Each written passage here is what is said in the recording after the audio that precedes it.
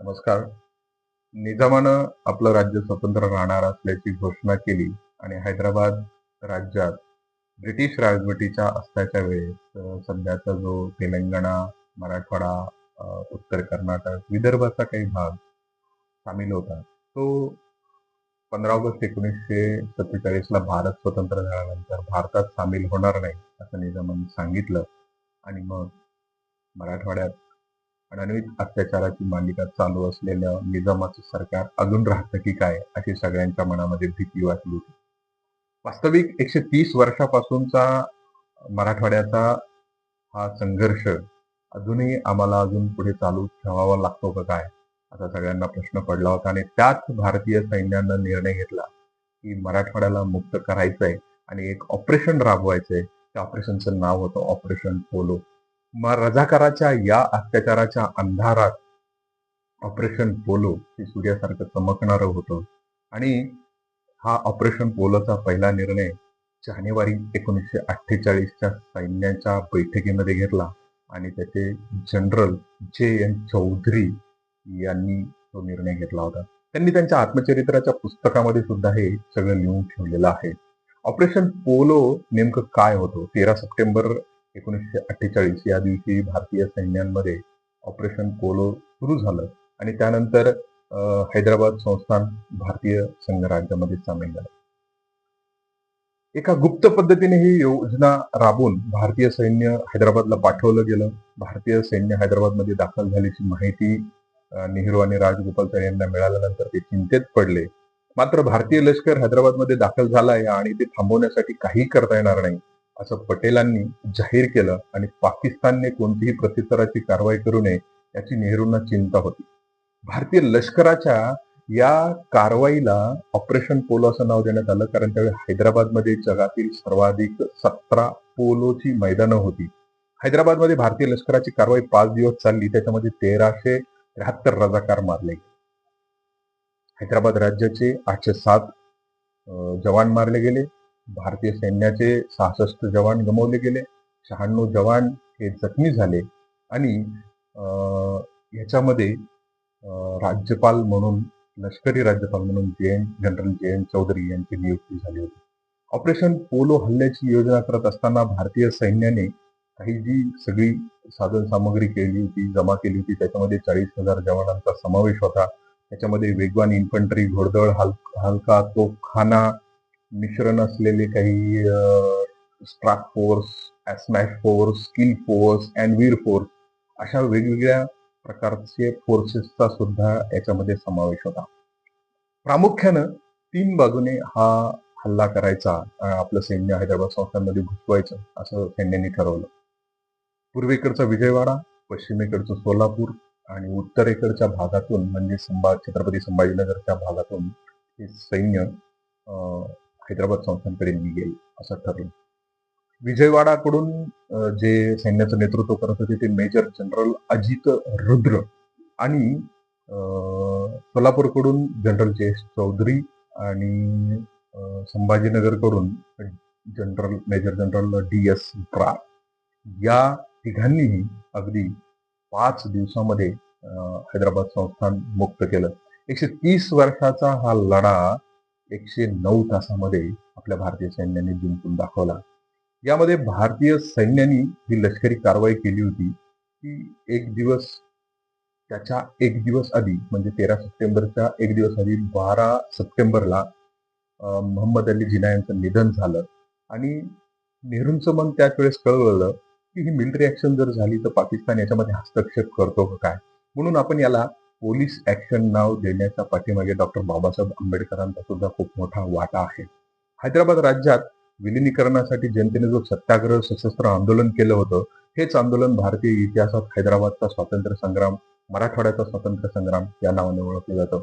त्याआधी सीमेवर घुसखोरी करणाऱ्या निजामी, लष्करी आणि रजाकारी टोळ्यांविरुद्ध ऑपरेशन कबड्डी हे सुद्धा चालवलं गेलं होतं. भारतीय सैन्यामध्ये पायदळ, तोफखाना आणि आर्म्ड युनिटसह अनेक सैन्यांचा याच्यामध्ये समावेश होता. निजामाची दादागिरी त्या काळात एवढी वाढली होती की त्यांनी रजाकाराच्या तुकड्यांना भारतात येऊन, स्वतंत्र झालेल्या भारतात येऊन सुद्धा पोलीस चौकीवर त्यांनी आक्रमण केलं होतं. 6 सप्टेंबर रोजी चिलाकल्लू गावाजवळील भारतीय पोलीस चौकीवर रजाकारच्या युनिट्सकडून जोरदार जोरदार असा हल्ला केला होता. त्याच्यामध्ये 2/5 गुरखा रायफल्सनी त्यांचा विरोध केला होता आणि रणगाड्यांच्या रझाकाराचा हैदराबादच्या प्रदेशातील कोडाडपर्यंत पाठलाग केला आणि तिथून त्यांना हाकलून लावलं होतं. एक कारवाई पूर्ण हॉर्स फोर्सनी पूर्ण केली आणि भारतीय सैन्य हे शस्त्र, संख्याबळ यांचं खूप मोठं होतं. परंतु त्या काळातही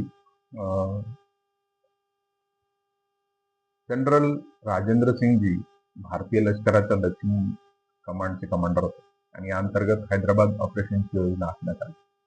दुसरीकडे हैदराबाद राज्यात च्या सैन्यामध्ये सुमारे 22,000 जवान जे सशस्त्र होते, संघटित होते आणि सुसज्ज होते. आणि रजाकार ही एक अशी संघटना होती, MIM त्याच्या पाठीशी उभं होतं. अशी एकनिष्ठ असलेली एक खाजगी सशस्त्र संघटना हैदराबादच्या संस्थांकडे पण होती. निजामच्या सैन्यात साधारण अरब, रोहिल्ला, उत्तर भारतीय मुस्लिम, पठाण यांचा समावेश होता.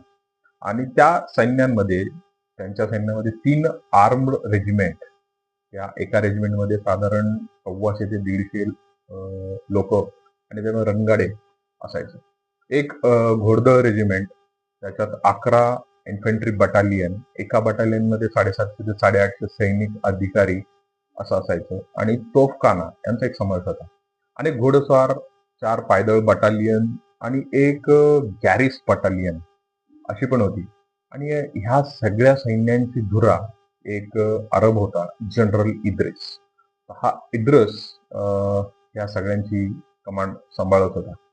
हैदराबाद सैन्यामध्ये ह्या सगळ्या सैन्यामध्ये 55% मुस्लिम होते आणि या व्यतिरिक्त कासिम रजवीची एक वेगळी फौज होती, त्याला आपण रजाकार म्हणतो. ह्या रजाकाराच्या सैन्यामध्ये साधारण 2 लाख मुस्लिम सशस्त्र रजाकार होते. यापैकी 25% हे बंदूकधारी होते आणि उर्वरित मुख्यतः मझल लोडर बंदूक हे धारी होते. काही जण तलवारीची एक तुकडी पण त्यांच्याकडे होती. ऑपरेशन पोलो 13 सप्टेंबर 1947 ते 18 सप्टेंबर 1947 या दरम्यान करण्यात आलं. यात अनेक सैनिकांना आपलं बलिदान पण दिलं. ही operation polo surprise and speed या 2 गोष्टीवरती अवलंबलेलं होतं.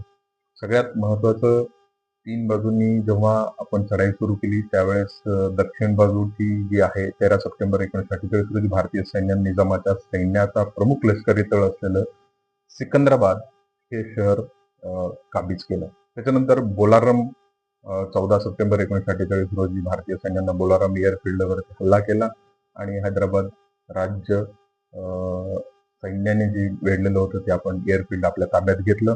त्याच्यानंतर बासरकडे आपलं सैन्य सरकलं. भारतीय सैन्यानं हैदराबाद राज्याच्या सैन्याचा गड असलेलं बासर हे सुद्धा आपण ताब्यात घेतलं. त्यानंतर मेडक 17 सप्टेंबर रोजी मेडक सुद्धा शहर आपण ताब्यात घेतलं आणि आपल्या त्याच्यात हैदराबाद संस्थानाकडे आपण कूच केली. 13 सप्टेंबर 1948 ला पहाटे 4 वाजता भारतीय सैन्यानं सोलापूरच्या बाजूने हैदराबाद राज्यात प्रवेश केला. पहिल्याच तासामध्ये तुळजाभवानीचं केंद्रस्थान असलेलं तुळजापूर सर झालं. पहिली लढाई सोलापूर सिकंदराबाद महामार्गावरील नळदुर्ग या किल्ल्यावर निजामाची असलेली इन्फंट्री आणि भारतीय सैन्य यांचं आक्रमण करणारी 7वी ब्रिगेड याच्यामध्ये झाला. 7व्या इन्फंट्री ब्रिगेडनं बोरी नदीवरील एक महत्वाच्या पुलावर ताबा मिळवण्यात यश मिळवलं आणि त्यानंतर 2ऱ्या शीख बटालियननं नळदुर्ग येथील हैदराबादी पोझिशन्सवर हल्ला केला. या बोरी नदीवरचा पूल रस्ता सुरक्षित झाल्यामुळे आर्म्ड ब्रिगेडचा एक आर्मर्ड कॉलम्स फोर्सचा एक भाग आणि नळदुर्ग पासून 8 किलोमीटर असलेल्या जळकोट शहरात साधारण आपण 9 वाजता सोलापूरकडून नेतृत्व करणारी आपली बटालियन त्या ठिकाणी पोहोचली.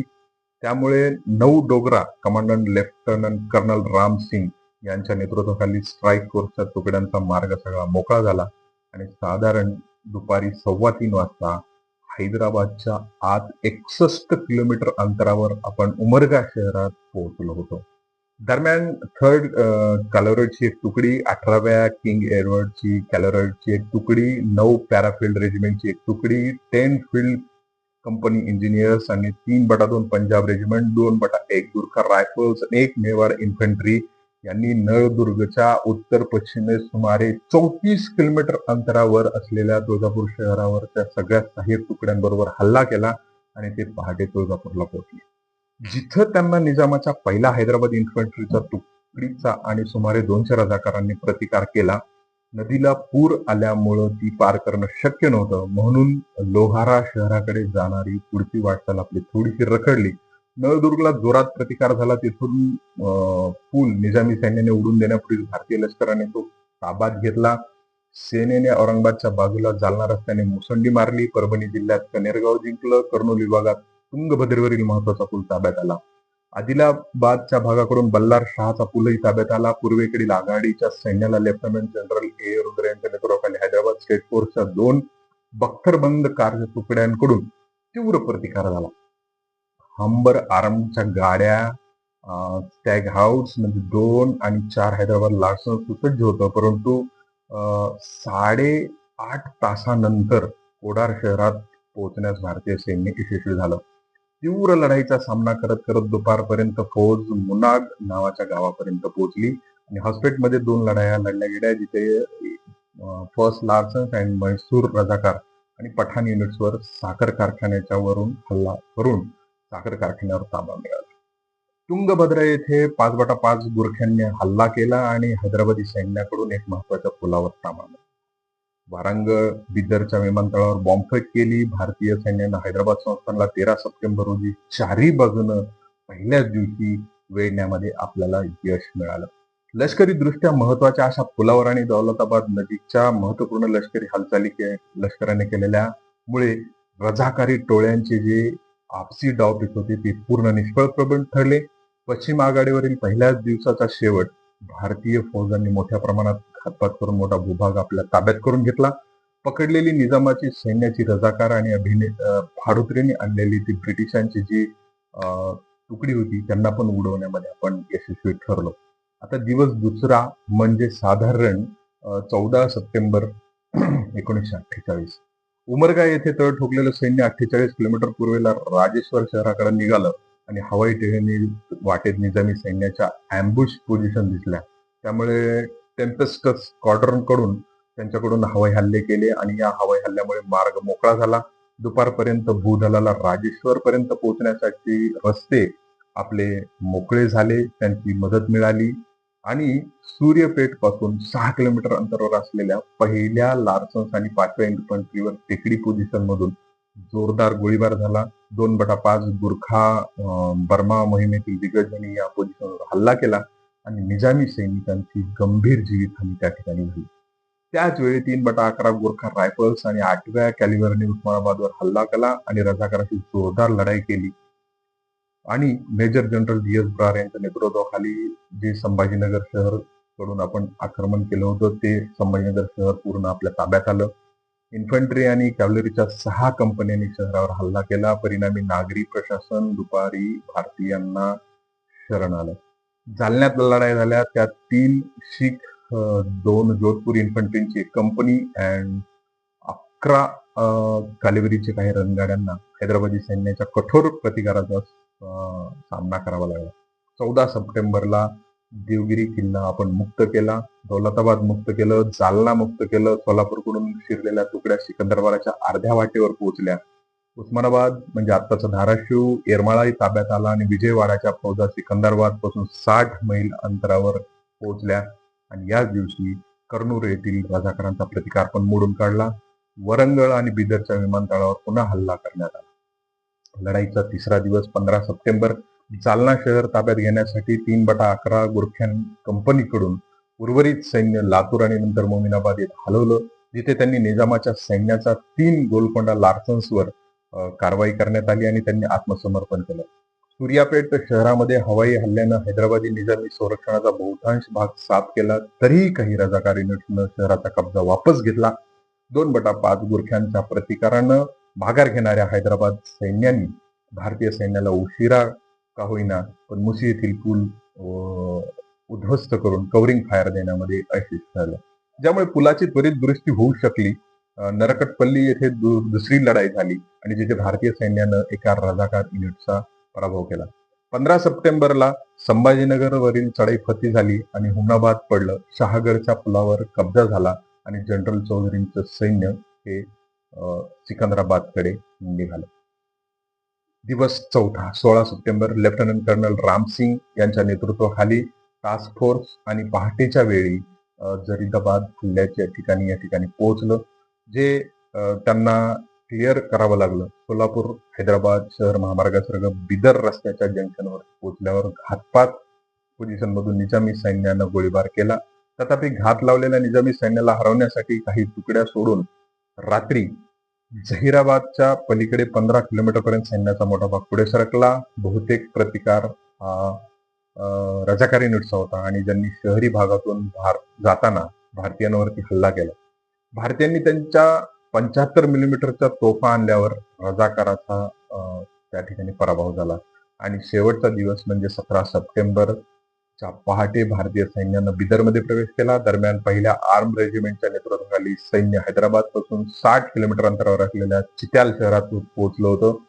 तर दुसऱ्या कंपनीनं हिंगोली शहराचा ताबा घेतला. 5व्या दिवसाच्या सकाळपर्यंत हे स्पष्ट झालं होतं की हैदराबाद सैन्य आणि रजाकार सर्व आघाड्यांवरती पराभूत झालाय आणि त्यांची प्रचंड जीवितहानी झालेली आहे. 17 सप्टेंबर रोजी संध्याकाळी 5 वाजता निजामानं युद्धविराम जाहीर केला आणि अशा प्रकारे सशस्त्र कारवाईला त्या ठिकाणी समाप्ती मिळाली.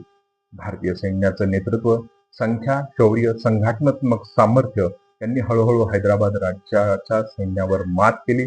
जनरल राजेंद्र सिंग यांनी निजामाच्या सेनापतीला निर्वाणीचा इशारा दिला, शरण येण्यास सांगितलं आणि जनरल इद्रिस हा राजेंद्र सिंग यांच्या समोर शरण गेला.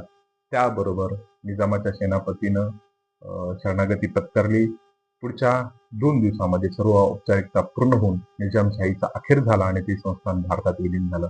18 सप्टेंबर 1948 रोजी निजामानं पूर्णतः अधिकृतपणे हैदराबाद संस्थान भारताच्या संघराज्यामध्ये समाविष्ट करून घेण्याच्या प्रवेशाच्या करारावर स्वाक्षरी केली.